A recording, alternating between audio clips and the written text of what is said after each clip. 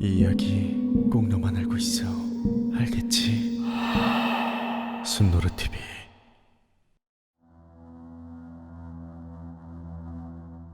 로어. 출처를 알 수 없는 이야기, 믿기 힘들지만 설득력 있는 이야기 제8편.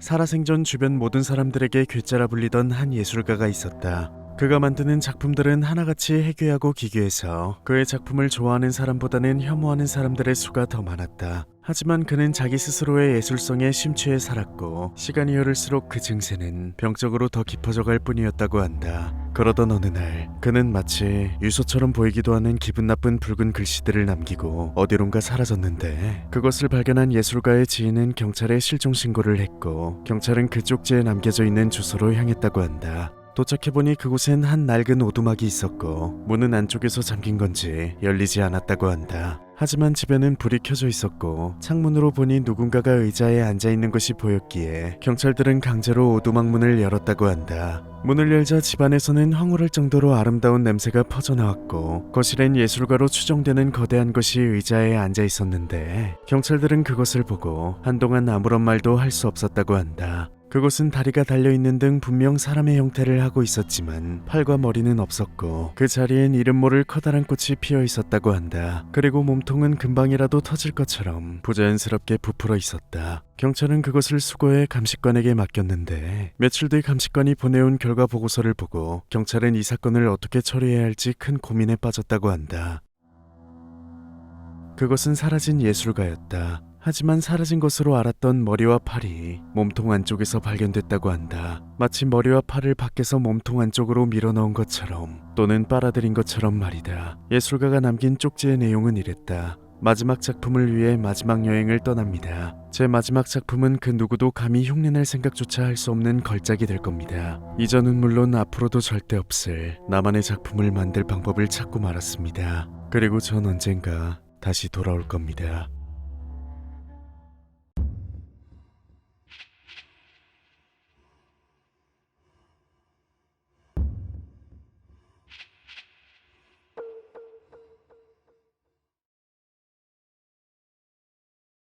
(4년이란) 시간 동안 7천만 명의 군인이 동원되었던 세계 1차 세계대전은 약 900만 명의 사상자를 내고서야 종식되었다. 그런데 이 지루하고 잔인한 전쟁에서 죽을 뻔한 고비를 수십 번씩이나 넘기고 겨우 살아 돌아온 한 가정의 가장인 군인이 있었다. 동료가 옆에서 지뢰를 밟고 폭사하는 순간에도 전투기에서 쏘아대는 총알 세례에서도 살아남아 소중한 가족의 품으로 돌아온 것이다. 하지만 그는 전쟁 트라우마로 인해 정신적으로 크게 고통받았고 병원에서 2년 넘게 치료를 받아야 했는데 다행히 사랑하는 아내와 두 딸의 응원 덕분에 트라우마마저도 이겨낼 수 있었다고 한다. 겨우 일상을 되찾은 그는 사랑하는 가족들과 함께 행복한 추억을 만들기 위해 해변이 아름다운 남미의 어딘가로 여행을 떠났다. 그는 가족들을 먼저 해변가로 보냈는데 행복하게 웃으며 그 순간을 즐기는 가족들을 바라보니 뭔가가 벅차올랐다고 한다. 그는 그 모습을 조금 더 눈에 담아두려고 잠깐 나무에 몸을 기댔는데 갑자기 그가 기대고 있던 나무에서 단단한 코코넛 열매가 떨어졌고 열매는 그의 머리에 정확히 떨어져 두개골을 부순 뒤 목숨을 빼앗아갔다고 한다.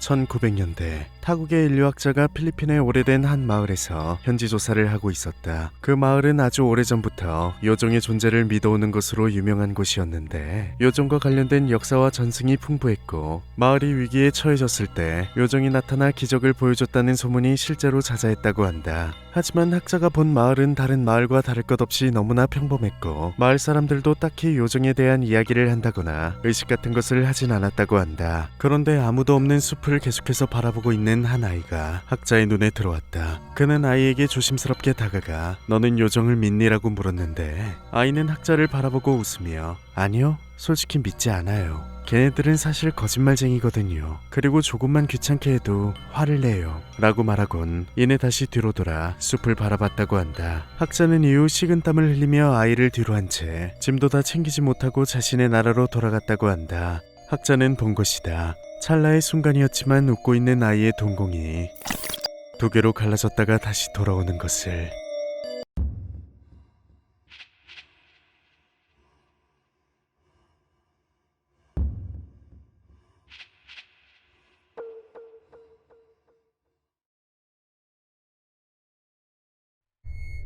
일본 구마모토현의 한 소외된 마을에는 오전 4시에 울리는 전화는 절대 받아선 안 된다란 소문이 있다고 한다. 그 이유는 알 수 없지만 나름의 심각한 이유가 분명히 있는지 그 사실을 알리는 전단지까지 나돌았단 말이 있다. 그래서 마을 사람들은 대부분 다른 건 몰라도 그것만큼은 믿고 있었던 것 같다. 하지만 전화를 어떻게 받아야 하는지, 아니 그 이전에 실제로 전화가 울렸다고 말하는 사람은 없었지만 왜 때문인진 몰라도 그 마을에서만 고독사의 비율이 비정상적으로 높았다고 한다.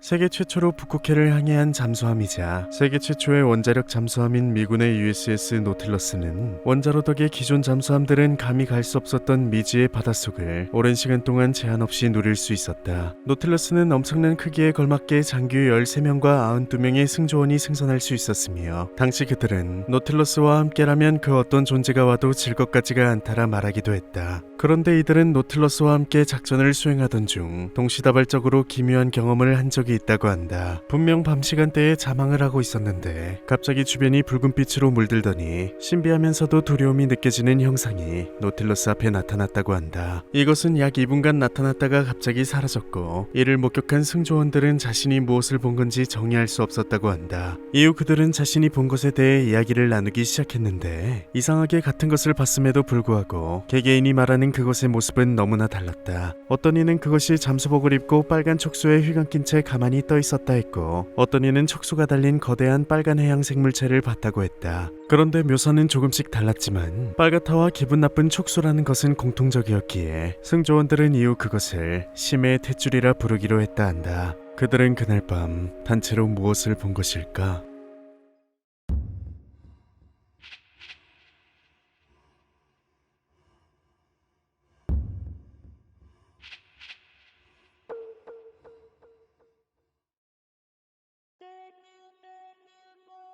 일본의 키타구 타니가미 인근에는 불이 꺼지지 않는 집이 있다고 한다. 그 집이 그렇게 불리는 이유는 말 그대로 단순히 불이 24시간 동안 꺼지지 않기 때문이다. 하지만 이 집에 불이 꺼지는 경우도 있었는데 한번 꺼지면 한동안은 불이 켜지지 않는다고 한다. 불이 켜졌다 꺼지는 주기는 일정하지 않았지만 어떤 사람의 말에 의하면 불이 켜진 지 3일 만에 불이 꺼진 적도 있고 60일 만에 꺼진 적도 있으며 363일 만에 불이 꺼진 적도 있다고 한다. 그렇게 불이 꺼지면 얼마 뒤 그 집에 낯선 사람이 방문하고 다시 불은 한동안 꺼지지 않는다고 한다. 이 집의 존재를 아는 사람은 많지만 정확히 여기서 무슨 일이 벌어지는지 아는 사람은 없다고 한다. 그도 그럴 것이 집을 둘러싸고 있는 땅 자체가 사유지이기 때문에 평소엔 출입 자체가 불가능하고 가까이 가더라도 집 앞에 전경과 뒤뜰에 우물이 있다는 사실 말곤 확인할 수 있는 게 없기 때문이다. 마을 사람들에게 이 집을 물어보더라도 그 집은 주인이 자주 바뀐다라고 말할 뿐이다. 하지만 한 가지 분명한 것은 마을 사람들 모두가 어떤 형태로든 이 집에선 무슨 일이 벌어지고 있다는 것을 알고 있다는 것이다. 그 이유는 유독 이 집 근처의 산에서만 발이 여러 개 달린 무언가가 기어다니는 소리가 들리기 때문이다.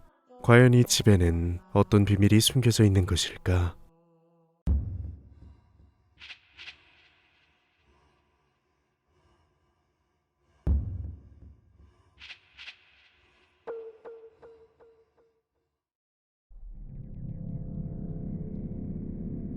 로어. 출처를 알 수 없는 이야기, 믿기 힘들지만 설득력 있는 이야기. 제9편. 최근 러시아에서 믿기 힘든 내용이 담긴 기밀문서가 유출되었다. 내용은 1986년 구소련 시절 원자력 발전소 폭발 사건에 관련된 것이었는데 사고 직후 소련 정부는 주변 마을 사람들 모두를 한 명도 빠짐없이 피난시켰지만 소련 붕괴 이후에도 지속적으로 사고 지역에서는 끔찍하게 훼손된 시신들이 매년 10구에서 12구가 발견되었다고 한다. 이에 소련 정부는 비밀리에 조사 인원을 여러 번 투입해 진상조사를 진행했지만 고농도 방사능과 폭발의 여파로 생긴 지하터널 몇 개만 발견되었을 뿐 생명체의 흔적은 전혀 발견할 수 없었다고 한다. 그렇다면 그 시신들은 대체 어디에서 생겨난 것일까?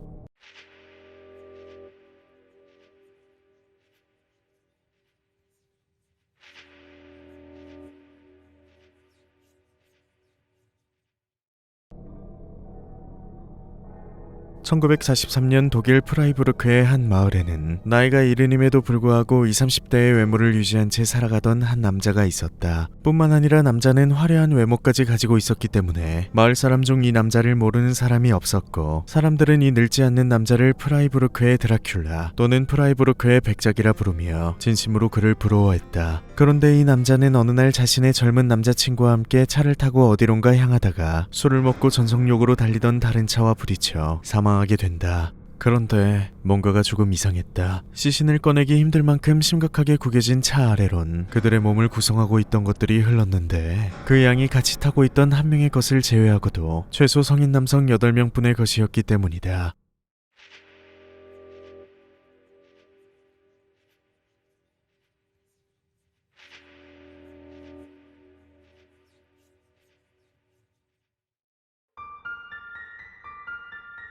최근 남미에선 혀가 씹힌 채 입에 피를 머금고 기이하게 죽어있는 남자가 자신의 집에서 발견되었다고 한다. 그런데 그의 주변 사람들은 그를 예언가로 부르고 있었는데, 그 이유는 그가 생전에 반드시 맞는 예지몽을 자주 꾸곤 했기 때문이었다고 한다. 그의 방에선 시신과 함께 그 꿈의 내용이 적힌 노트도 발견되었는데, 놀랍게도 노트에는 이전에 있었던 큰 사건들부터 2019년엔 인류를 위협할 바이러스가 찾아올 것이란 사실까지 적혀 있었다고 한다. 그리고 맨 마지막 페이지엔 2025년 아시아에서 시작된 뜨겁고 커다란 불이 전 세계를 덮치고 이전까지 경험해보지 못했던 끔찍한 재앙이 모두에게 찾아오게 된다라 쓰여져 있었다고 한다. 그는 대체 무엇을 보았길래 꿈속에서 죽음을 택한 걸까?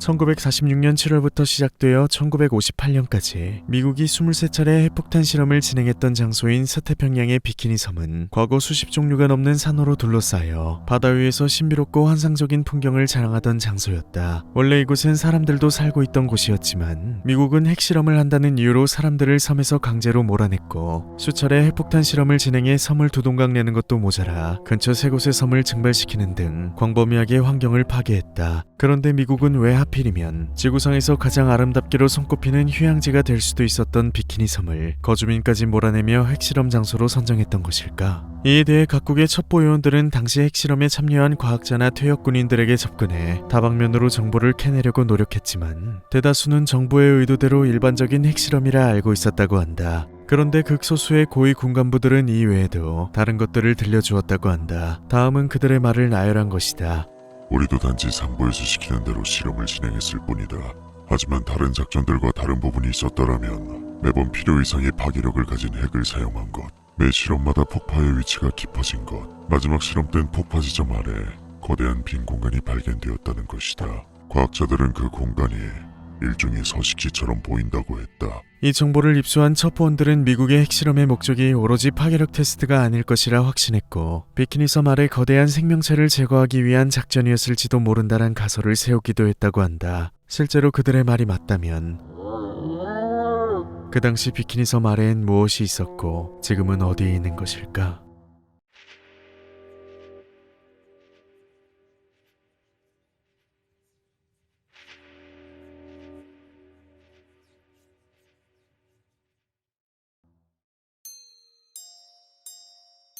(2003년) 도쿄 고다이라시의 초등학교 옆엔 생긴 지 얼마 안 된 정육점이 있었다고 한다. 그런데 어느 날 지독하게 늙은 노인 한 명이 들어와 상품을 구매하진 않고 냉동 코너 문을 열었다 닫았다를 반복했다고 한다. 그런데 목욕을 오랫동안 하지 않은 것인지 노인의 몸에선 끔찍한 냄새가 나고 있었고, 이를 수상쩍게 여긴 가게 주인이 노인을 자세히 보니 안색이 너무 창백했다고 한다. 그러다가 노인은 주인에게 다가와 손으로 가슴 부근을 벗어나지 않는 원을 그리며 만약 이만한 송아지를 산채로 냉동해서 해동하면 소생할까요? 라고 물었고, 주인은 의아해하며 아무래도 그건 무리지 않을까요? 라고 했다고 한다. 그러자 노인은 안색이 더 어두워지더니 역시 안 되는 건가? 라고 하며 이내 가게를 나가 골목으로 사라져버렸다고 한다. 젊은 나이에 정육점 주인은 노인이 사라진 이후에도 밖을 한참 내다봤고 한숨을 쉬곤 구청에서 나눠준 전단지를 가게 앞 유리창에 붙이며 이렇게 말했다고 한다. 보름 전엔 가게 바로 앞에서 교통사고가 나더니 이젠 노망난 노인인가? 그러고 보니 엊그젠 고기를 훔쳐가던 놈도 있었지.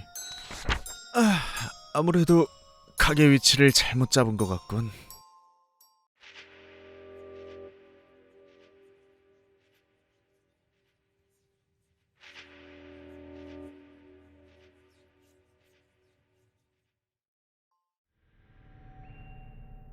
미국 로키 산맥 동쪽 기슭에 위치한 포트 콜린스란 소도시에는 아직도 풀리지 못한 엽기적이고 미스테리한 사건이 있다. 그 사건은 1998년 7월에 발생했는데 친구가 3일 전부터 연락이 되질 않는다며 지인이 경찰에 실종 신고를 했고 경찰은 우선 그의 집으로 찾아가 잠겨있는 문을 열었다고 한다. 그런데 집안은 피투성이가 된 상태였고 실종자는 몸에 말로 닿을 수 없을 만큼 크고 균일한 상처를 입은 채 거실 한가운데서 죽어 있었다고 한다. 경찰은 이를 살인사건이라 판단하고 범행에 쓰였을 큰 도구부터 찾으려고 애를 썼지만 그 어떤 범죄 전문가들도 범행에 쓰였을 도구를 속 시원하게 밝혀내지 못했다고 한다. 그런데 이 사건이 알려진 이후 며칠 뒤 상처의 진상을 안다는 사람에게 연락이 왔는데 그는 뜻밖에도 샌프란시스코에서 살고 있다는 한 해양생물학자였다. 해양생물학자는 차분한 목소리로 경찰에게 이렇게 말했다고 한다. 이건 100% 상어에게 물린 상처입니다. 깊이며 상처의 모양이며 상어의 이빨만이 이렇게 반달 모양의 거친 상처를 낼 수 있죠. 그런데 좀 이상하네요. 상어는 먹이를 물면 뜯어서 토막을 내는데 상처의 모양만 봐선 비슷한 부분을 여러 번 씹기만 했달까? 저도 이런 건 처음 봐요.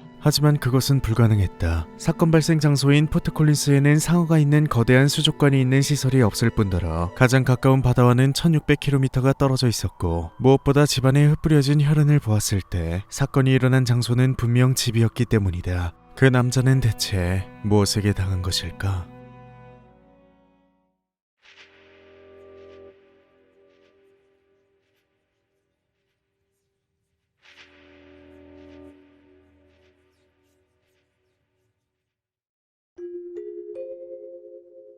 (1980년대) 일본에서는 생일 아저씨라는 신원미상의 인물이 니가타현과 도야마현, 이시카와현, 후쿠이현에서 나타났다고 한다. 그가 생일 아저씨라 불리는 이유는 단순히 길가에 어느 순간 나타난 노점을 열어 생일용 케이크를 팔았기 때문이다. 그런데 이 케이크에는 매우 특별한 의미가 있었는데 당시 생일 아저씨가 파는 케이크를 생일에 먹으면 반드시 행운이 찾아온다는 소문이 있었다고 한다. 그런데 생일 아저씨가 파는 케이크는 아주 적은 양이었기 때문에 사람들은 생일 아저씨가 나타나면 생일이 아니더라도 혹시나 하는 마음에 케이크를 사곤 했다. 그러던 어느 날 이시카와현에 사는 A군은 도쿄에 사는 사촌동생의 생일을 축하해주기 위해 생일 아저씨의 케이크를 어렵게 구매해 선물했는데 케이크를 먹은 사촌동생은 불행히도 끔찍한 식중독에 걸려 병원에 입원했고 3일 뒤 자신의 가족 그리고 친구네 가족과 함께 떠나기로 했던 오사카 여행도 취소하고 말았다고 한다. 그런데 퇴원 날이던 1985년 8월 12일 TV에서는 도쿄에서 출발해 오사카로 향하던 비행기가 원인 미상의 폭발로 인근 산에 추락해 전원에 가까운 승객들이 사망했다는 뉴스가 흘러나왔다고 한다.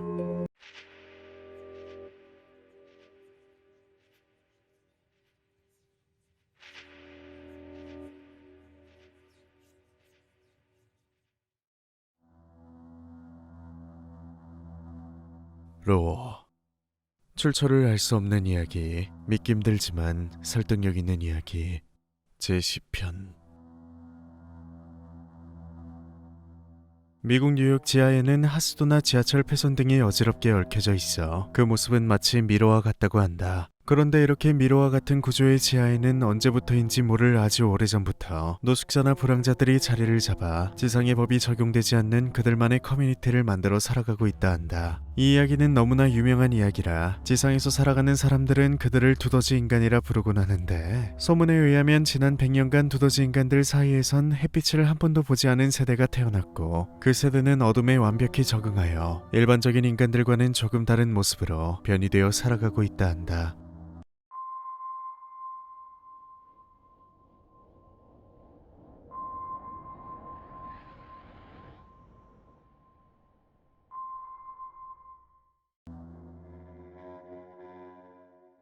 덴마크의 수도 코펜하겐에는 유명한 도시괴담이 하나 있다. 그 괴담의 주인공은 시내 횡단보도 신호등 앞에 종종 나타난다는 남성인데 이 남성은 항상 우스꽝스러운 넥타이를 맨 채로 정장을 입고 있다고 한다. 그리고 그는 시계를 보고 있다가 카운트다운을 하곤 하는데 그가 10부터 시작해 0까지 말하게 되면 반드시 누군가가 팔이나 다리가 절단되는 끔찍한 교통사고를 당하게 된다고 한다.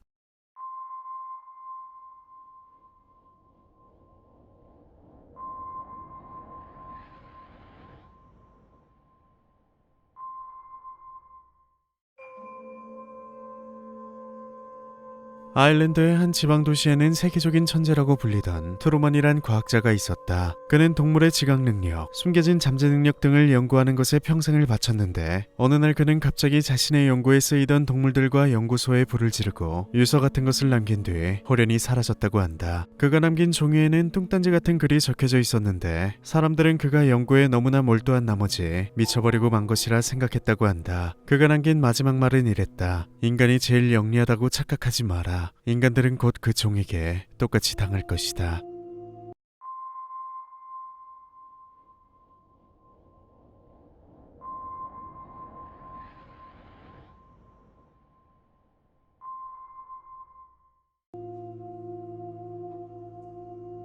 중국에는 임산부가 절대 먹어서는 안 된다고 알려지는 요리가 있다. 그 요리의 이름은 바로 탕카오르양. 직역하면 숯불로 구운 새끼양이란 뜻인데 출산 직전에 어미양을 잡아 그대로 숯불에 구운 뒤 배를 갈라 어미양과 새끼를 함께 먹는 요리이다. 그런데 이 가혹한 요리를 임산부가 먹게 되면 멀지 않은 날 임산부의 꿈에 양을 탈을 쓴 의사가 나타나 인간들이 양에게 했던 짓을 역으로 똑같이 해버리고 임산부는 아이를 잃게 된다고 한다.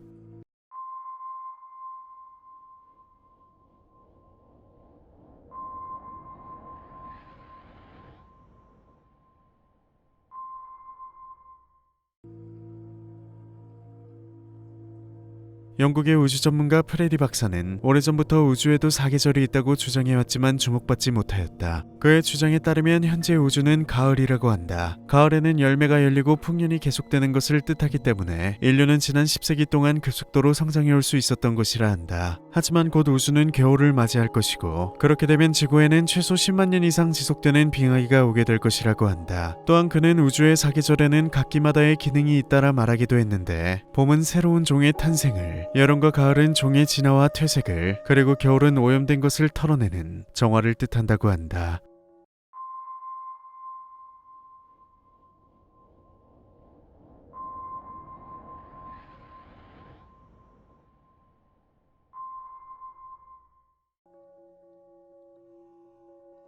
고대 청동기 시대 때부터 만들어진 전 세계의 고인돌 중 약 40%는 북한과 남한을 통틀어 말하는 한반도에 있다. 다른 나라에 비해 작고 왜소한 한반도에 이런 고인돌들이 많이 만들어질 수 있었던 이유는 한반도에 뿌리 내린 민족이 유독 강인한 신체와 정신력, 그리고 단결력 있는 유전자를 가졌기 때문이라고 한다. 그리고 그 유전자는 후대까지 이어졌기 때문에 한국은 짧은 시간 동안 유례없는 발전을 할 수 있었고 현재도 여러 가지의 재능을 가진 인물들이 태어나는 것이라고 몇몇 전문가들은 말한다. 하지만 한반도는 외부 세력의 폭력적인 침략을 아주 긴 세월 동안 거쳐야만 했고 그 결과 마치 허리가 잘리듯 북과 남으로 민족이 갈라진 것도 모자라 역사의 일부분이 완전히 소실되기도 했다. 때문에 한반도에 살아가는 대부분의 이들은 자신들의 뿌리가 얼마나 위대하고 강대한지 망각한 채 살아가고 있다고 한다. 만약 앞서 말한 악조건들이 없었다면 한반도는 현재 어떤 모습의 나라가 되었을까?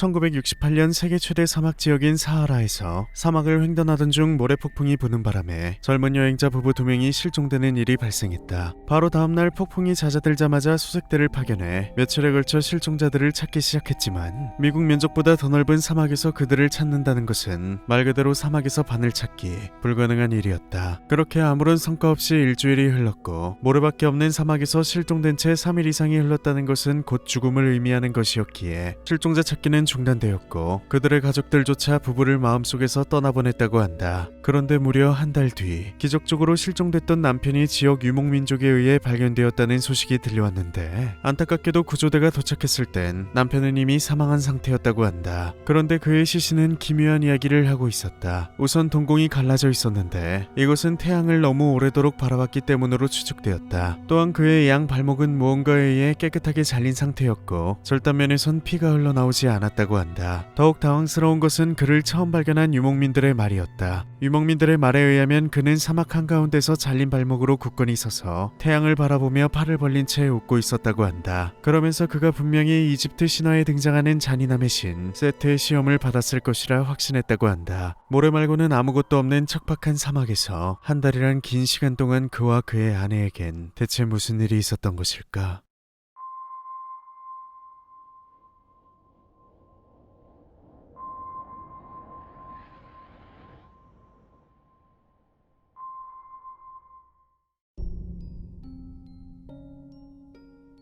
일본 시코쿠 지방의 가가와현에는 오토코로시, 즉 남편 죽이기라는 기묘한 풍습이 아주 오래전에 있었다고 한다. 가가와현에는 과거 전국시대 때부터 여성의 희생, 그 중에서도 가부장적인 남편에 의해 다양한 방법으로 희생되어 오던 아내들이 많았는데, 남편이 살아있을 땐 두려움으로 인해 아무 말 없이 수모를 견뎌내다가 남편이 죽고 나면 그제야 죽은 남편에게 복수를 하는 일종의 저주행위라고 한다. 그 방식은 상당히 정성이 필요했는데, 우선 남편이 죽고 나면 땅에 묻는 대신 화장을 해 뼈가루를 유골함에 담는다. 그리고 그 유골함에 벌레가 피어나는 구정물을 붓고 가장 하찮게 여겨지는 동물의 사체와 자신의 피를 흘려넣는다. 그리고 이름 없이 그가 죽은 날짜를 새긴 종이를 세로로 감아 봉하고 그가 숨을 거두던 장소 근처에 유골함을 묻거나 숨겨두면 저주는 완성된다. 저주가 성공했다면 그 위나 주변으로 비명을 지르는 듯한 형상의 하얀 진액이 피어나는데, 그렇게 되면 남편의 영혼은 하늘로 승천하다가도 발목이 잡혀 다시 끌려 내려오게 되고, 이승에도 저승에도 속할 수 없는 곳에서 동물과 벌레의 혼이 합쳐진 기이한 모습으로 영원히 구천을 떠돌게 된다고 한다. 하지만 영혼을 더럽히는 행위를 한 대가로 저주를 내린 자 역시 평온하게 소천할 순 없었는데, 자신의 남편이 고통받는 모습을 볼 수 있었다고 믿어졌기에 오토코로 씨는 아주 긴 시간 동안 이곳저곳에서 성행했다고 한다.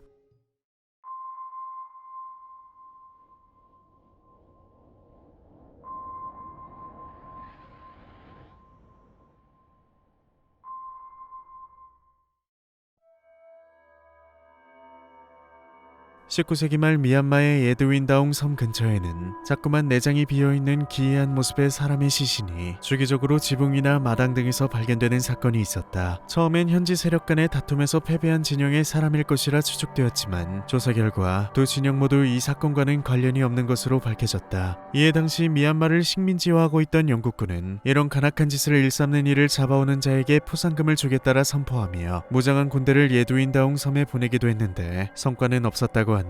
그런데 현지 주민 몇몇 사람들이 공포에 떨며 그들에게 그것은 사람의 짓이 아니라고 주장했다 한다. 그들이 말하길 그것은 사람처럼 두 발로 걸어다니지만 원숭이같이 털이 많고 코는 코끼리처럼 길며 입은 물고기처럼 길게 찢어져 있다. 그리고 그것은 사람의 가죽을 쓰고 다니며 사람 행세를 하는 것을 좋아하는데, 그러다가 가죽이 찢어지거나 새로운 아이가 태어나면 이전 것을 보란듯이 버리고 새로운 가죽을 구하러 다닌다. 당시 주민들이 본 사람의 가죽을 쓰고 사람의 흉내를 내는 것은 대체 뭐였을까?